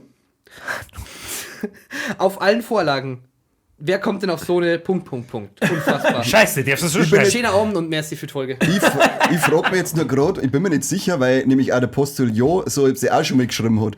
Und jetzt bin ich mir nicht sicher, ob das eine tatsächliche Änderung ist oder ob das einfach nur ein Ding vom Postillon ist. So Und wie, ich hab's nicht gecheckt. genau, das gab es nämlich auch mit, bei Mackie sind Finger in die Burger gefunden worden. Und selbst wenn dann trifft man, dann verzeiht man das voll entsetzt, dann sag ich, bist nicht ganz dicht oder wie, dann sag ich, geh einmal auf Google, sagst sofort Postillon. Ja. Ist das nicht auch so ein Gerücht, wie es hat auch Zeit aus vor dem Internet, da wo diese Gerüchte umeinander gegangen sind, dass im Zigarettenautomat im Gage-Lieds unten AIDS-Spritzen drin sind. Oder im Kino in die Sessel Ja, AIDS-Spritzen und in der sind. Disco geht einer mit dem Stempel rum, der die dann aufhaut und sagt dann, da steht dann mit dem Stempel Willkommen im Club und da war AIDS-Spritzen drin. Alle haben AIDS-Spritzen auch vor mir. Ja, das war so ein Gerücht, das ist vor dem Internet da so rumgegangen. Das glaube ich ist auch sowas. Ja, das hab Ich meine, ich wir immer müssen so mal eine- jetzt wissen, stimmt das oder stimmt es nicht? Das Oder richten machen wir wir uns nur- her für die nächste Folge. Ich darf allein schon sagen, Trust me, Bro. Ich denke jetzt schon mal, weil alleine dieses Manu, weil es kann ein Manuel sein oder eine Manuela, alleine da ist ja schon nachgedacht worden. Es kann ja einfach. Das ist ja halt schon beides klar, aber Schwibbeldibbel. ich glaube, also ich kann es mir sehr gut vorstellen tatsächlich. Kann Ist das das so. auf Das das schauen wir weiß- uns so für die nächste Folge der Saison. So, schaut das sowieso da keiner an. Ich schau, ich hab's mir schon Du schaust? aufgeschrieben. Ich hab's Hast mir du aufgeschrieben. aufgeschrieben? Ich hab's mir Hast du aufgeschrieben. aufgeschrieben? Ich hab da so eine Lass du einfach Notizbuch. die Leute noch schauen. Übrigens, also wenn Ja, ihr eine ja. Behauptungen schreibt, dann bitte mit Quellenangaben. Ja. Wir sind aber dann nicht am AfD-Stammtisch. Wikipedia ist keine Quelle. Quellenangabe, trust me, Bro, das zählt nicht. Ja, genau. www, das stimmt wirklich, alter.de. Stimmt einfach wirklich. Alter. Das ist es. Ja, das ist echt, das ist eine beste Seite, da schau ich auch alles noch. Unfasslich. Unfasslich. Unfasslich. Unfasslich. Haben wir sonst noch so einen Rick and Morty-Typen haben sie rausgeworfen? Hab ich gelesen, ja. Schaust wenigstens Rick and Morty? Natürlich nicht. Mein Gott, du bist sehr Ja, ja, aber behindert, soll ich Alter. Oh Gott, Tauscht mal den Typen aus, schickt uns aber Nein. irgendjemand, der irgendetwas kennt, Mann. Mann, was viel Schaust du wichtiger Rick and Morty? Seh. Bist wir wieder für 10 Minuten raus. Tschüss, Flo. Kümmert ja. dich dabei um Katz. Schlimm, lass mal Katz sein. Du lass mal Katz Ich überlege eine Viertelstunde, was frühstückst. Das ist ein Wahnsinn. Also der Co-Erfinder, oder? Das waren auch irgendwie zwei. Ist er nicht? Oder was? Ist er allein? Keine Ahnung. Aber wegen, Er ist für mich zumindest das Gesicht hinter Rick and Morty, der Roiland. der Den hat haben's mega- häusliche Gewalt, oder? Ja, genau. Da haben wir letztes Mal erst haben wir schon mit Ja, drüber geredet gesprochen, haben wir, ja, richtig. Weil wir wissen wollten, was Domestic Violence heißt. Ich hab's nicht genau gewusst. Häusliche Gewalt. Und Da jetzt war ist ich er nicht dann ist er dabei, einfach weil ich weg. gewusst. Ich habe noch, Entschuldigung, dass ich jetzt da unterbrich, ich hätte noch ein Thema, das mich sehr belastet. Bitte. Wir haben ja nämlich bald Fasching Oh Gott. und ich brauche da nur ein Kostüm. Also wenn wir zwar schon am Überlegen, Wehe. Schnauze, alle beide. Wenn jetzt irgendjemand mit der Waschmaschine oder mit nein. irgendeinem Bootwagen. Scheiß kommt oder mit der Bordwahn Bootwahn oder Streichholz. oder mit dem Streichholz, Zündhölzl ja, halt der kommt, Maul. dann raus. Lifetime-Ban. Na, es war eigentlich eine ernst gemeine Das Frage. ist so schön, dass Jetzt du ist- nur jetzt ist er mein muss schaust, Fasching. was genau weißt, wer der Heute einmal. Was warst du denn letztes Jahr im Fasching? Als Paul. Letzter war kein Fasching. Ich darf als Paul gehen. War Ja. letzter Fasching? War letztes Jahr Doch. Jo. Oder war letztes Jahr das erste Mal wieder Fasching? Ich glaube, 22? dass da nichts war, oder? Oh, das heißt, es geht heuer am Fasching genauso zu wie an Silvester, das wird super. Das kann sein, dass heuer das erste Mal wieder ist. Ich glaube, das letzte echt noch Na, zum Glück bin ich kein Sanitäter. Oder Aber bei der Also- Feuerwehr. dazu noch wenigstens was umsonst zum Essen kriegen, weil da haben doch jetzt in den Randale-Teile haben doch jetzt ein paar Restaurants gesagt, dass die ganzen betroffenen Einsatzkräfte dürfen umsonst bei ihnen essen oder ich glaube nur für einen Euro und das spenden sie dann auch noch an den Ding. Dafür lassen wir schon mal einen Feuerlöscher ins Sankai werfen. Also noch einen Döner für Kann einen man mal Euro essen kriegen. gehen dafür, ja? Hey du! Du! Schmeißt du! Warum? Ja, ich hab Hunger. Ich einen Döner. Ich hab einfach Hunger. Gib Feuerlöscher. Ja, weil wir haben so eine Gruppe und wir haben am Überlegen mega Kostümen und wir haben noch nicht die finale Idee. Das ist ein bisschen traurig. Deswegen Gibt wollte es ich schon jetzt mal- irgendwas so im engen Bereich? Wir oder? waren, I predict- ja, wir waren als erstes waren wir überlegen, so die engere Auswahl waren Stabilos oder so Textmarker, alle voll verschiedene beschissen. Farben. Okay, fick dich. Weißt du, das ist so, das sind so Verkleidungen, die machen 40. Ü50. Candy Ich Crush war dabei Ultras Mamas 40, machen das. ja, Candy Crush Ultras und Mamas, die denken sich was super Lustiges Ja. zum 40er von einer Freundin aus. Ja, vielleicht muss als Text machen. das ist super. Ja, und aber dann kommt der Ja, aber Onkel dann- Werner und sagt, hey, machen wir vielleicht eine Achterbahn und jeder hat so einen Sitz und dann drehen wir so umeinander. Wir haben Das eine ist super. zweite Auswahl gehabt, die aber leider, die wir verwerfen haben müssen, da der Versand fast 30 Euro kostet für das Kostüm. Das wäre Captain Igloo und Fischstäbchen. Steh auf Vorstufen, oder? Ach Mann. Steh auf eine Okay, dann Stufe. erzähl ich euch nicht, was es wird. Zu deinem 40er, zu deinem 40er mach ich dir das Fischstäbchen, Brudi. Ja, ich panier's da. Und da finde ich es dann auch lustig. Ihr seid so scheiße. Was ist Was war denn jetzt, na? Ich mag jetzt nicht mehr. Verzeiht mal, was war ein Eierkostüm, wenn es geht? Ich bin einmal als Zipfel gegangen. Das war so ein Ganzkörperkostüm mit einem Ventilator unten drunter, der hat sich dann aufgeblasen und dann war ein riesiger Zipfel. Ich war mal da Awesome. Awesome war auch, das weiß ich auch nicht, das Kostüm. Okay. Da habe ich sehr viel Lob eingeheimst Ja, und auf diesem Awesome werde ich mir war- für immer ausruhen Ja, und da deine habe ich mir auch Liebe verdient, was dass anderes. ich mich für Forever drauf Mann, jetzt stehe ich ausruhe. schon wieder hier so. Da waren wir am Fasching, waren wir im Rosenmontagsball in Mamming. Und da bin ich gerade von Warburg gekommen, sprichwörtlich 1,5 Stunden später sind wir da hingefahren. Da habe ich mir gedacht, ich brauche noch schnell ein Kostüm, dann bin ich in den Keller gegangen, dann habe ich die riesen Schachtel gefunden, da habe ich gedacht, Und dann habe ich ganz zusammen, und dann bin ich die ganze Zeit mit so einer riesen Schachtel, mit einem Schachtel am Kopf und so weiter und bin nicht da durch den Rosenmontagsball gegangen. Ich habe so viel Platz gehabt, so viel Platz habe ich noch nie in meinem Leben gehabt. Und man hat den Kopf dann ein bisschen aufklappen können und da habe ich rauchen können. Das war gut für mich. Cool. Dann habe ich zurückgemacht. Ja. Ja, Habe ich das sehr sechs- viel Lob Er eingegeben. hatte 600 Filme in denen, allein 400 davon war Adam Sandler die Hauptrolle. Dreck! Adam Sandler strandet auf einer einsamen Insel und verliebt sich in eine Kokosnuss. Wow, das ist genial. Dreck! Was willst du jetzt? Ja, was Wahrscheinlich willst wird du es ein Oma-Kostüm. Schlümpfe haben wir noch nicht gehabt, die sind auch lustig. Fick dich. Die sind super. Bekannt also als, keine Ahnung, als Gartenzwerge. Als vegane Schlümpfe kann man gehen. Nein, mit Bosenhaar. Gibt es jetzt einen vegan? Vegane Schlümpfe mit Nein, wir geben Bowl. es als Oma. So soll also die Folge heißen. Vegane Schlümpfe mit einer Bowl in der Hand. Hashtag Candy Crush Ultras. Wir gehen jetzt wahrscheinlich als Omas, so Exhibitionisten-Omas, also das Oma-Ding an und das, wenn es aufreißt, da sind so Hängetitten dran und Jetzt wird das so, ja, okay. Das wird Wenn jetzt das so richtig wahrscheinlich. echt aussehen, die abgefuckt, die Dreckstitten also sind, richtig, die hängen bis hier. Also Ja, ja, geil. eklig, ja. aber die echt ausschauen. Also das ist nicht irgendwie ein Papartikel oder so. Nein, das das ist ist Stoffding, so oder? ein Stoffding, das ist ein Stoffding, das wo halt abhängt, das ist wirklich drunter. Ich kenne mir einen die- Bekannter von mir als Momo gehabt, wo dann unten so ein riesiger Stoffpimmel drauf hängt. Das ist eigentlich ganz witzig. Ja, aber- Jeder Stoff, es schaut aus, als jetzt der Unterwäsche. Es war richtig geil, wenn es. Nein, es hat so Nippel und so auch drauf. Und ist es mit Hautfarben gemacht und so, mit Das ist Silikon mit- und so? Nein, es ist halt ohne Silikon, das ist nur Stoff, aber das reicht schon. Es geht ja nur darum, wenn du das Ist aufreißt, der, dass... der Druck gut genug, dass man kurz meint, das ist echt asozial. Nein, und das ist auch, glaube ich, gut so. Das sollte man aber auch Geld dafür in die Hand nehmen und das sollte man mal machen. Dann da das gut finden, das andere nicht lange. Ja, aber dann nimm ich es ja nicht nur Fasching her. Ich darf da den ganzen Tag Leute im Fasching Fotobomben, damit ich dann die Bettel nicht aufladen können. Nö. Oma-Nippel.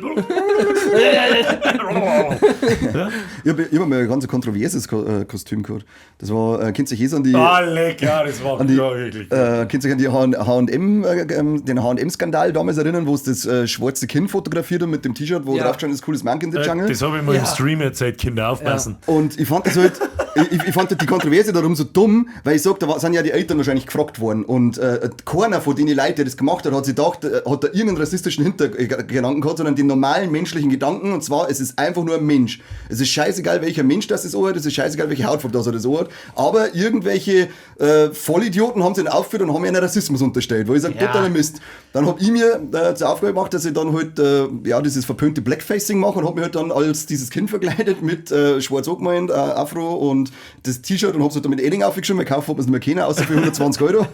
Habe es mit Edding aufgeschrieben, weil ich mir dachte, über das möchte ich mir einfach lustig machen, weil ich es so lächerlich finde. Und es ist genau das Ei drin, was ich immer gesagt habe. Ich gehe in den einen Faschingsmarkt rein, sag dann ein paar so Vollidioten, die Mittelfinger heben und sagen, ich bin ein dämlicher Rassist und gehe weiter im Faschingsmarkt und es laufen Schwarze mir vorbei und deuten mit dem Finger und lachen und schlagen Ei bei mir und sagen, geil.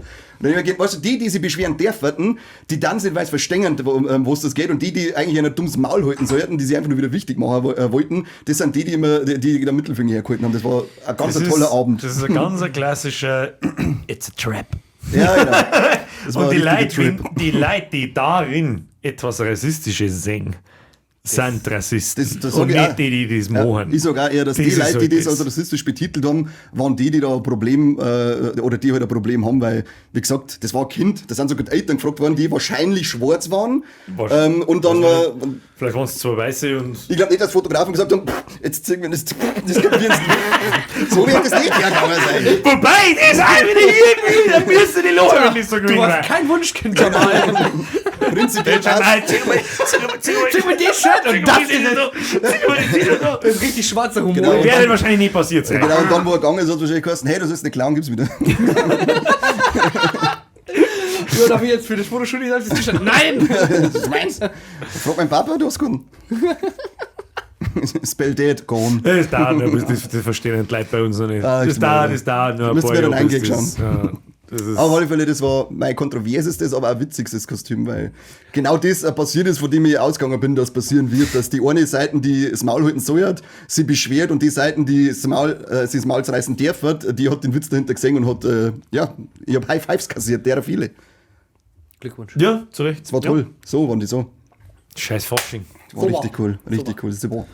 Fasching interessiert mich wirklich gar Ich nicht mehr. wollte immer schon den Pfarrer machen. Kennst du das Kostüm von dem Pfarrer? Da wo das kleine Kind Wo davor das kleine Kind vorne dran hängt und das wollte, keine Ahnung, die letzten 3 Ex-Freundinnen habe ich immer gesagt, hey, jetzt mal im Fasching gehe ich so, dann hat sie mir gesagt, dann nehme ich. Dann hat gesagt, ja, dann verpiss dich. Tja, und Deswegen frage ich das öfter in der Folge Videos der Freundin. Ja, Verstehe ich nicht. Normal ist im Fasching ein Schluss. nur beim pädophilen Pfarrer macht. Die anderen machen es in echt, was soll denn das? Ich glaube, Bürgerin der bloß einen Kopf schütteln und dann sagen, oh Gott, geh weg von mir. Ja, wahrscheinlich. Ja, Frauen sind so. Die Die haben da sagen, ich keinen... möchte eh nicht haben, weil du bist kein kleiner Chorknabe. Ja, stimmt. Knorrknabe. Die haben ja Also- nur neidisch, weil es keinen Pfarrer nicht kriegen. Außer ich rasiere das Haar und hau das Knie schon zusammen, was? Und 10 Tasse. Und, ja. Ich hätte ja schon 10. Ich würde... Ich kann nicht zu beißen, deswegen mal nicht. Das Peniskostüm war aber auch ganz lustig, weil da ist Wurst so ein sind kleines nicht so Kind weh. mit ihrem Pap vorbeigegangen, das Kind war vielleicht 4 und sägt mich so und schaut so, Papa, schau mir Zipfel. Und dann der Pap schaut so, und hat das Kind so davor gezogen, dass er weiter herschauen kann. Kein Zipfel nicht sehen, kein Faschingskostüm, Zipfel, oh mei. Ich weiß nicht, Fasching ist so, ich weiß nicht, ist so, du feierst das voll, gell? Na, ja, was heißt Fasching eigentlich nicht? Also, ich war einmal im Karneval, da ist der Fasching dann doch wieder was anderes. In Köln. Ja. Einmal war in Das Köln. glaube ich ist Das richtig ist- fett. das Und das wieder ist was was anderes. ganz anderes Ja. wie hier Fasching.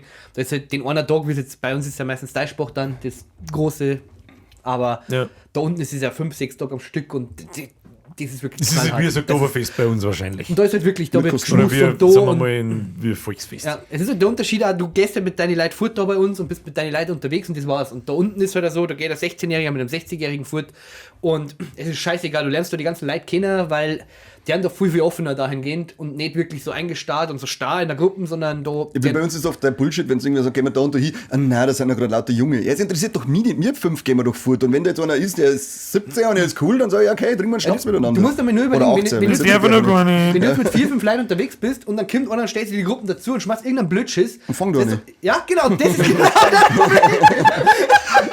Und dann kann ich aufs Mal. Willst du, Alter? Headnut, close, aber. Na, aber und das ist halt da unten was ganz anderes. Unten, oben, oben. Gibt es ja keine Schlägereien. Toten musst du sagen, Toten. Nein, da ist ja immer, die haben ja immer eine Armlänge Ich wollte gerade Abstand. sagen, da muss man immer eine Armlänge, deswegen Dann hat das das ist nur ein alles Silvester. optimal. Das ist nur ein Silvester. Achso, da gibt es nicht. Hätte er mit der Sanka eine Armlänge Abstand gehalten? Der Ja, das ist ist aber ganz schön. so blöd. Ja, das ist so Wahnsinn. dumm einfach. Wahnsinn. Ja, selber schuld. Ja. Sollten ja einen Job verlieren, wenn du mich fragst. Da die auch so genau, wie das sächsische Rathaus anzünden sind. Ja, jetzt haben wir wieder. Aber müssen Das wär wir, wieder- glaube ich, nochmal auf Stopp drücken. Müssen wir mit Stopp, schon wieder drücken! Schon wieder ein Sponsor. Die Wiedereinführung der Wehrpflicht. Da bist du zu jung. Ich war, Bist du gemustert worden? Ich bin noch gemustert, aber ordentlich ausgemustert worden.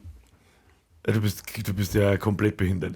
Als Asthmatiker. du- ich war, glaube ich, der zweite Jahrgang, der nimmer Ich hab müssen Glück hat. gehabt. Bei mir war das ganz seltsam. Also ganz seltsam, kann ich mir bis heute nicht erklären, was da kaputt ist. Ich habe zu meinem 14. Geburtstag habe ich einen Brief gekriegt von der Bundeswehr. Alles Gute zum 16. Geburtstag. In 2 Jahren ist es soweit. Und bis da schon Was? was? Und zu meinem 16. Geburtstag habe ich einen gekriegt, alles Gute zum 18. Jetzt ist dann bald soweit mit Musterung und bla und so läuft es dann ab. Ich dachte, erstens, ich bin in der Schule, der Mongo. Zweitens, ich bin 16 der Mongo. Drittens, Oberst Mongo, Oberst Mongo. Oberst Mongo. Und irgendwas stimmt da nicht. Und ich wollte da nie hin. Also, und jeder weiß, warum man nicht zur Musterung will. Du dort, guck. Ja, ich war dort und hab Bitte nach mein, rechts schauen und husten. ich hab meinen Test dabei gehabt, dass ich Asthmatiker bin und gesagt, ja, du wirst gleich ausgemustert. Und dann habe ich gesagt, magst du mich trotzdem angelangen? Dann machst du mir vielleicht trotzdem einen Gagel. Aber Da steht. bitte. Ich hab die Hosenschuhe rum. Bei der Sonst haben Anmeldung gar habe ich, keiner hin. die hab ich bei der Anmeldung schon herumgehört, Man will die Würgel da eben. weil es so stinkt. 6 Wochen nicht gewaschen. Ja, extra für die Ausmusterung. 6 Wochen nicht duscht, ja, alle Tag lang her. Sie dürfen nicht wegen stinken. Findet man Einführung der Wehrpflicht, braucht's das? Laut Neuwanger schon. Eiwanger ist dagegen! Nein, er ist Vegane Wehrpflicht! Er ist Auf dafür, Netflix. aber nicht für die Trillerpfeifer, die dann Mörder bei Vereidigungen von Soldaten gestehen haben oder irgendwie sowas. Oder er wird einen tollen Tweet ablassen, müsst ihr so schauen. Schneekanonen sind Genau. auch Freiheit. Weil einer drunter kommentiert hat, er hat gern mit den Schneekanonen der Freiheit für Erben fürs Vaterland von so einem satirischen. Und dann hat der Einwanger drunter kommentiert, Schneekanonen sind auch Freiheit. Super. Er ist einfach ein Mann. Er ist echt der Beste auf der Welt. Hätte ich Bock, dass ich für mein Land in den Krieg ziehe. So wie wir haben momentan so eine Situation beieinander angenommen, ist da die Wehrpflicht geben und da braucht es nicht viel. Und es dauert, ich bin mir sicher, das dauert nicht lang. Dann gräbsen irgendwann deutsche Soldaten drum. Ich möchte die Was ist Frage, dann? die Frage, die du gestellt hast, mit einem Zitat beantworten. Bitte.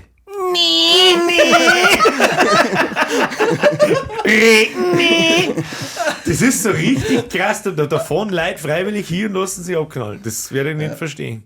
Das werde ich nicht verstehen. Ja, das war doch Ich, ganz- ich glaube, wenn du nicht mehr auskannst, also wenn jetzt die da vor meiner Haustür stehen, dann ist das was anderes.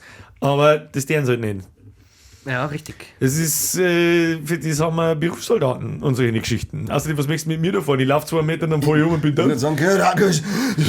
das ist ja der Raucher. Back in die Außerdem Back. finde ich auch so geil.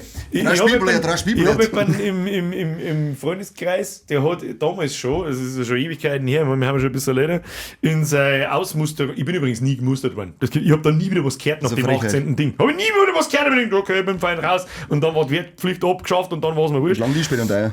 Und dann, das ist okay. Beides du von rechts, du von links. Geil, oder? Ist geil. Warum ich? Ich Jeder mag eins. den nicht. Jeder eins. Ja, Beide man nicht. ja nur beide hin kannst, ganz gut vergessen. Ich mit meine Bahnscheiben, du spinnst dir. Ja, hebt das wieder ein Bruch der Mango. Aber echt, ja. Wie bei Du South bist- Park, da wo es alle den Hohenkrebs Du haben. bist, dann schreibe ich die Grauen. Weißt du, ja? Was machst du da? Ich wünsche dir Hodenkrebs. Ich will keinen Krebs von dir. Wo wollen wir jetzt stehen? Dass du ein Kind Dass du- hast, der. Ja, genau, der hat da schon sprichwörtlich eingeschrieben. ich auch. Für was gibt es denn eigentlich immer noch da im Prinzip Fußsoldaten an der Front? So? Ich meine, das kann ich schon irgendwo verstehen, aber ich bin doch nicht behindert und stelle mich da ein und lasse mich dann von einer Drohne abknallen, die ich nicht einmal kommen sehe. Was soll denn die Scheiße eigentlich? Was, hau ab, Das ist Alter! halt voll unfair mittlerweile. Ja, aber was soll denn das? Lass mich.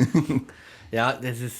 Da kann ich nur den Kopf beilen. Ich kann wenn, nur den ich, Kopf wenn ich beilen. im Moment, wo ich Spawn abgeschossen werden möchte, dann spiele ich Call of Duty online. Ich wollte gerade sagen, ja, gespawnt, abgeschossen. Ja, toll. Ist halt leider Gottes da vorne dann aber nichts mehr mit Und der andere Respawn. kriegt 20 Punkte für einen Drone-Kill. Oder da haben wir mit dem Joystick. genau. Ah, den Kopf, Alter, Flosse. Headshot. Monster. Kill. Ja, ich bin da auch raus, das ist nicht so. Ich finde die Das ganze ist- Institution, Armee und so weiter, da habe ich eher eigene Meinung dazu.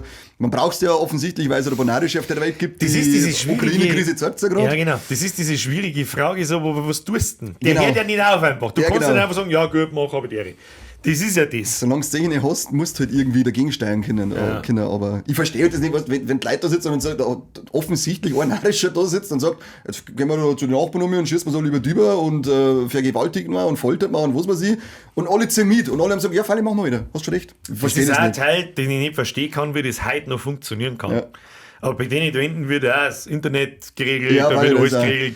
ist ja alles und ich geregelt. habe ein paar so Interviews gesehen von Russen auf der Straße. Es gibt ein paar, Ja. die sagen und anscheinend wissen, was los ist, aber die sagen halt das nicht gern, weil Die das trauen sagst sich genau nicht. 5 Genau. Sekunden, die werden verrannt.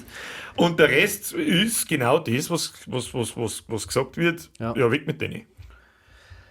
Ja. Zu politisch. Das, ja, das bin Aber ich bei der raus. Wehrpflicht war, das finde ich nicht so politisch, weil da muss theoretisch ja jeder durch, oder hat er mal durch müssen? Nö. Haben wir keinen mit Grundausbildung da sitzen? Ich wollte es wirklich machen und ich habe gesagt, ich möchte es gerne machen. Ich habe sogar gefragt, ob ich es machen kann. Weil Du es hat wolltest dann nur, dass es Gacker klang an, da haben wir es doch Ja, ich habe reingehört. gesagt, bitte, klangt mir wirklich ein Schwanzkruzifix. Für was, Dafür geh ja 3 für was Millionen habe ich es mir Euro. denn gewaxt? Ich habe sogar gewaxt, nicht gerade rasiert, ich habe es mir gewaxt. Gewichst. Nein, aber Der Wax durch Wix? die Grundausbildung hätte mich wirklich Wax, interessiert, wax. das wollte ich einfach mal machen. Aber die haben gesagt, nein, wenn du mir das machst, du überhaupt keine. Also ich möchte nicht mit da bleiben, ich mache doch nur die Grundausbildung. Nein. Damals war ich jung und dumm und war fast freiwillig nachgegangen. Echt? Da habe ich die Schnauze von meinem damaligen Job habe ich so voll gehabt, bevor ich dann gewechselt bin. Und dass ich gesagt habe, so, ich weiß nicht, was ich sonst mache. Und damals war noch einigermaßen sportlich und Ding. Und mich hat es eben auch interessiert. Ja. Mich hat es einfach interessiert. Ich habe natürlich nicht so weit gedacht, dass wenn da irgendwas ist, mein Ja, Freund, und das dann hab ich auch musst du nämlich dann hier nach, was weiß ich nicht, nach fucking Afghanistan oder Ja, in Kosovo und oder das irgendwo hab ich auch da nicht hin. gedacht, ne? Und dann fliegen dir sprichwörtlich die Kugeln um die Ohren, mein Freund. Ich möchte das nicht. Soweit habe ich halt da nicht gedacht, sondern ich habe da an Man hört halt von den Leuten aus der Grundausbildung, ja, was Kaserne. Spinnsaufen ist. Ja, Das genau. habe ich gehört. Und halt was dazugehört, was die Ausbildung machen, ein bisschen Disziplin eingetrieben kriegen und so. Und ich glaube, das ist der Hauptgrund momentan, warum sich viele Leute die Wehrpflicht zurückwünschen. Glaube ich auch. Aus Disziplingründen. Ja, das Nicht, glaub ich jetzt auch. hätte ich da fast voll ins Gesicht gespuckt. Ich habe voll daneben vorbeigespuckt, war Absicht. Aus Disziplingründen, glaube ich, wünschen sie das viel. Weil das ist immer dasselbe. Die heutige Jugend, TikTok spaßt. Geh mal in die Bundeswehr, Genau. dann löscht dein TikTok schnell, aber es schauen Lass kannst. du mir um 5 in der Früh 12 Stunden lang anschreien, dann weißt du, was lang geht. Ja, genau. Das ist auch irgendwie. Das kann man vielleicht ein bisschen schöner auch gestalten. Weißt du. Ja. Ja, aber So ich- Bundeswehr Montessori. es ist halt, wie soll ich sagen, du kannst da kein, was möchtest du denn Echt nicht dann? Ja, Du weißt schon, die werden ja Kannst du eigentlich Gewehr tanzen. Kannst du Gewehr tanzen. Ja. Genau, da bin Wenn ich du ganz- Drohne über die fliegt, kannst du A, B, C, D, ich bin der Günther. SOS. Ich sterbe gleich. Da werden dann Kriege gerade noch ausgetanzt. Ja, war ja mit Dance. Ich merke, dass das so austragen wird wie früher. Da treffen sie die zwei Armeen, so, da gibt es eine schöne Linie. Ja, so Troja-mäßig, Und- Ja, genau, Troja-mäßig. Und dann kommt der krasseste von denen gegen den krassesten von denen und dann stirbt maximal einer und dann ist er Ruhe. Und von mir aus macht es mit einem Stecker, wo nicht mehr einer stirbt, sondern einfach nur mit so einem Stecker, so UFC-mäßig halt dann. Wer halt So mehr- American Gladiator-mäßig mit so musst- Schaumstoff vorn drauf. Ja, oder du musst ja nicht einmal sterben, weißt du, das muss nicht mehr jemand sterben, sondern ich schlupft euch jetzt aus, ist zwei, und dann Ich bin passt es dafür, schon. dass die Nationen ins Dschungelcamp kämen und wer gewinnt da gegangen. Aber nur die Das ist ja Führungskräfte fantastisch. Ja, ja, die Führungskräfte, da sitzt dann der Putin drin und der Scholz und die müssen alle Spinnen fressen und so einen Scheiß, wir haben wieder verloren. Ja, gut, Ja, dann aber verlieren wir halt schau nur. dir mal an Putin an und dann an Scholz. Also, ich weiß jetzt Ja, der nicht, das Putin war ja reitet keine oben ohne Ahnung. auf Bären, also bitte. Ja, der reitet wahrscheinlich auch oben ohne dann auf den Scholz. Wahrscheinlich, ja. Das ist halt das. Weil der Scholz ein bisschen wieder so. Der Scholz schaut ein bisschen aus wie ein Bärli, muss ich sagen. Er ist schon ein bisschen knuffig. Ja, der ja, schon Macron aus wie steht so jetzt ein daneben. Knopf im Ohr, steif. Ja, genau, er ist wie so ein knuffiger Teddybär. Ich meine, da ist immer so, Da wird abgescholzt. Holy shit, Naja, stell dir haben wir einen Bundesstaat das geleitet. Beitel vor der Putin reitet auf dem Scholz durch Deutschland Oben und, ohne. so, und schreit Blät! Beim Vorbeilaufen so Blät! Wie beim Auto, das muss er so fett also. Rasch Biblia, schreit er. Weiß ich nicht mehr. Putin, mein Wiener. Weiß ich jetzt nicht, was ich da. Ab in die Kommentare, es kommt vielleicht ein bisschen spät zum Ende der Folge. Wir sollten die Nationen sowas austragen. Da, Genau. da lassen wir uns richtig schöne Geschichten einfallen. Das Da ist- bin ich gespannt, freuen was wir da uns. kommt.